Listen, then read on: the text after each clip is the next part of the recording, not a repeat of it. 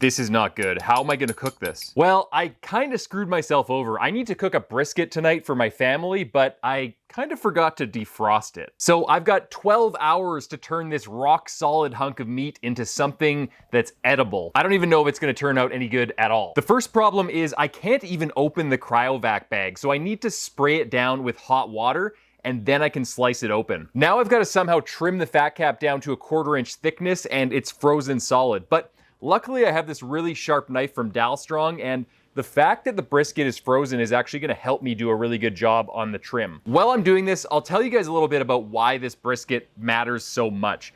For this family dinner tonight, well, it's for my dad, and next week he's going to Mongolia, of all places, to give human resources training to the government employees there. And he'll be gone for about 4 months. So this is a really special occasion and I want everything to be perfect, which is why I'm so worried about this brisket. I've never smoked a brisket straight from frozen, so I don't know if it'll be done in time, and I don't know if it's gonna turn out tough or dry or just won't taste good for some reason. Now, I'd usually apply the rub at this point and it would stick to the brisket, but the problem here is that there's no moisture to make the rub stick to the actual brisket.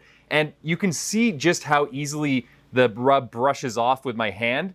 This is obviously not gonna work. So I'm gonna use Mr. Spray Bottle here and spray some warm water on the brisket, and that will allow me to apply the rub and it'll have some moisture to stick onto. And while the rub is sweating out on my brisket, I'm moving on to my Oklahoma Joe's offset smoker to start it up.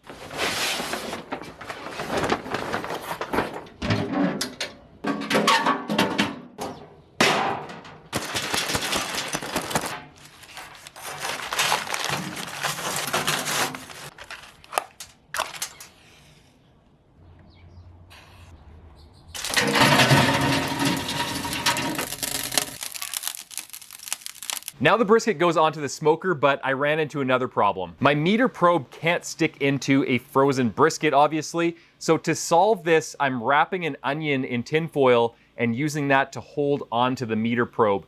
That way, I can monitor the ambient temperatures at grade level, and then when the brisket is defrosted enough, I can transfer the probe into the actual brisket. So now I need to make sure this brisket is done in time for dinner.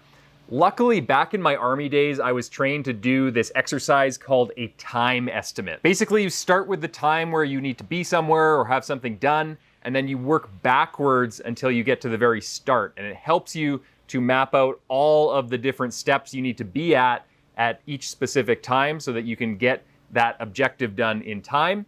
And I'm gonna use the same technique for planning this brisket out and making sure it's done in time for dinner. I knew dinner was starting at 6 p.m., so I knew I had to have a warm brisket to serve at that time. It would take me about 30 minutes to drive to my brother's house, so that means at 5:30 p.m., the brisket needed to be actually fully rested and ready to go in a cooler, ready to be in the truck for that travel period. Which means 2 hours before that, at 3:30, the brisket needs to be done to allow it 2 hours to rest.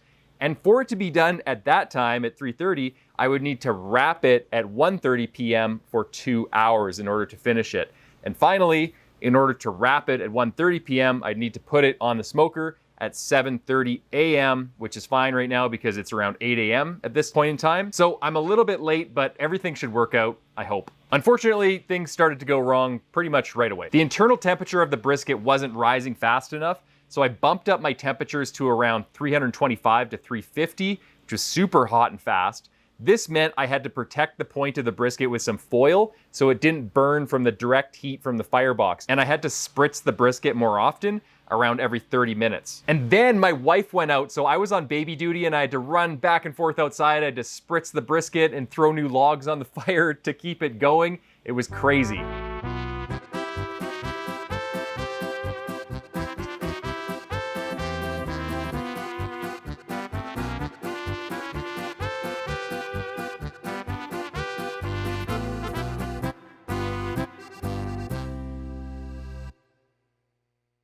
Finally, after 10 hours, so 2 hours longer than I had originally planned for, the brisket was finally getting to the color that I wanted it to be, and it was coming out of the stall, so it had lost enough moisture, and it was finally time to wrap it. So I quickly wrapped it in butcher's paper and beef tallow, and then I put it in the oven at 350 degrees to finish. Again, I was 2 hours behind at this point, so I had to crank the oven temperature pretty high, but I was hoping that that butcher's paper and that tallow would protect the meat so that it could handle those higher temperatures. 1.5 hours later, I probed the brisket and it was still a bit tight.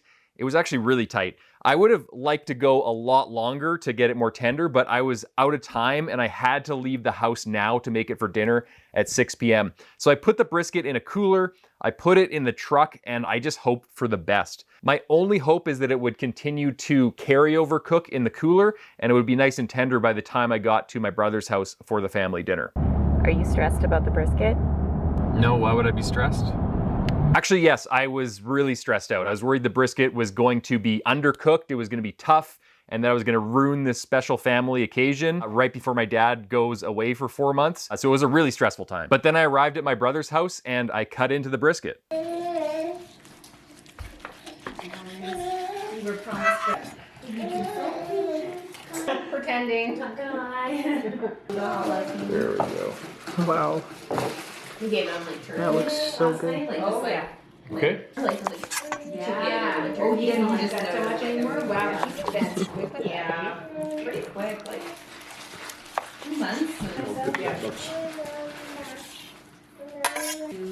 Couple days a week. She's a class, or we pay an extra $40 to get the test. As you just saw, the brisket actually turned out really awesome. And in fact, my family said it was the best brisket they've ever had. And my son even got his first taste of brisket.